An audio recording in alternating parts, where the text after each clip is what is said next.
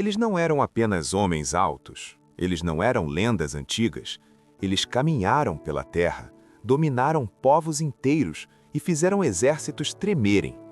A Bíblia fala deles com seriedade absoluta, mas então eles desaparecem, sem explicação direta, sem um capítulo final. O que aconteceu com os gigantes da Bíblia?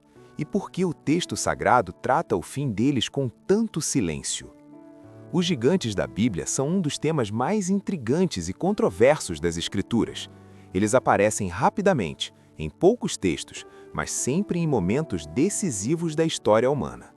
Quando surgem, algo profundo está prestes a acontecer. Uma mudança, um julgamento, uma ruptura. Não se trata de mitologia inserida ao acaso.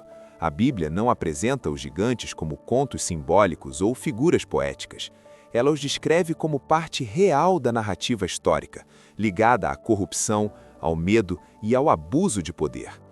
Entender quem eram esses gigantes e o que aconteceu com eles não é apenas satisfazer curiosidade, é compreender como a Escritura enxerga os limites entre o humano, o espiritual e o divino, e, acima de tudo, entender por que certas forças simplesmente não podem permanecer. Os gigantes antes do dilúvio. A primeira menção aos gigantes aparece em Gênesis, capítulo 6. O texto afirma que naqueles dias havia gigantes na terra. A palavra usada é nefilins, um termo antigo, envolto em mistério, cuja raiz sugere a ideia de caídos. Esses gigantes não são descritos apenas como homens de grande estatura, eles são apresentados como valentes e homens de renome, ou seja, figuras de poder, influência e domínio. O texto diz que os filhos de Deus se uniram às filhas dos homens. Essa frase curta é uma das mais debatidas de toda a Bíblia. Ela sugere uma transgressão profunda de limites estabelecidos na criação. Independentemente da interpretação, se seres espirituais, se uma linhagem específica, o efeito é claro no texto. A violência se multiplica, a corrupção se espalha, e a terra se afasta completamente do propósito original. Os gigantes representam esse mundo fora de controle, um mundo onde a força define a autoridade, onde o poder não tem freio moral, onde a criação caminha para a autodestruição. É nesse contexto que surge o dilúvio. O dilúvio não aparece apenas como punição, ele surge como contenção, uma tentativa divina de preservar o que ainda podia ser salvo. Quando as águas cobrem a terra, aquele mundo desaparece, e com ele, os gigantes daquele tempo. O retorno dos gigantes após o dilúvio. Mas a história não termina ali. Séculos depois, os gigantes reaparecem, e isso levanta uma pergunta inquietante. Como eles voltaram? Quando o povo de Israel se aproxima da terra prometida, os espias retornam aterrorizados. Eles relatam a presença de gigantes e dizem algo revelador. Aos nossos próprios olhos, parecíamos gafanhotos.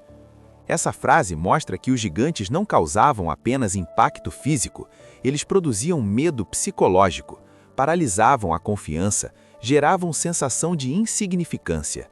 A Bíblia menciona diferentes povos associados a gigantes: Anaquins, Refaíns, Emins, todos descritos como grandes, fortes e temidos. Esses gigantes se tornam obstáculos diretos ao avanço do povo de Deus e, mais uma vez, representam um padrão. Quando o propósito divino avança, forças desproporcionais se levantam para impedir. Golias, o gigante que simboliza todos os outros. Entre todos os gigantes bíblicos, Golias é o mais conhecido, e não por acaso. O texto bíblico descreve Golias com precisão quase cirúrgica: altura, peso da armadura, armas, presença. Ele não desafia apenas o exército de Israel, ele desafia o próprio Deus. Durante 40 dias, sua voz ecoa, intimidando, humilhando e paralisando. E então surge Davi, um pastor, sem armadura, sem aparência de guerreiro, mas com algo que Golias não possuía: a convicção de que a história não é governada pelo tamanho. A queda de Golias não é apenas uma vitória militar, é uma declaração teológica. A Bíblia afirma que a força não determina o desfecho, o alinhamento com o propósito divino determina. O desaparecimento definitivo dos gigantes. Ao longo da narrativa bíblica, os gigantes vão sendo eliminados. Alguns caem nas guerras de conquista, outros desaparecem sem grande destaque e gradualmente deixam de existir no texto. Isso não é acidental. A Bíblia não dedica capítulos ao fim deles, porque o foco não está neles. O foco está no que eles representam e no fato de que aquilo que nasce da ruptura não permanece. Os gigantes simbolizam a exaltação da força, do domínio e da corrupção sem limites, e a Escritura deixa claro que essas coisas não fazem parte do futuro. O desaparecimento dos gigantes da Bíblia é uma mensagem silenciosa, mas poderosa. Eles surgem quando a humanidade acredita que tamanho, poder e violência são suficientes para governar o mundo, e desaparecem quando confrontados pela fidelidade, pela obediência e pela confiança em algo maior. A Bíblia não promete um mundo governado por gigantes, ela promete um mundo restaurado. No fim, os gigantes caem, não porque eram grandes demais, mas porque estavam desalinhados demais. E a história bíblica ecoa uma verdade que atravessa os séculos. Nenhum gigante, por maior que pareça, permanece para sempre.